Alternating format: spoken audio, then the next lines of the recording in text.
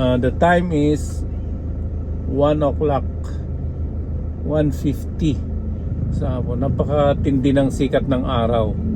Nakita nyo? Napakasikat ng araw. Walang kaulap-ulap oh. Sarap mag-swimming. Sarap mag-swimming.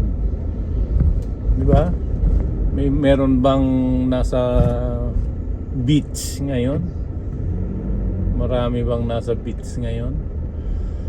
Yan ang ating kalsada ngayon. Tirik na tirik ang araw sa mag-aalas 2 na po ng hapon.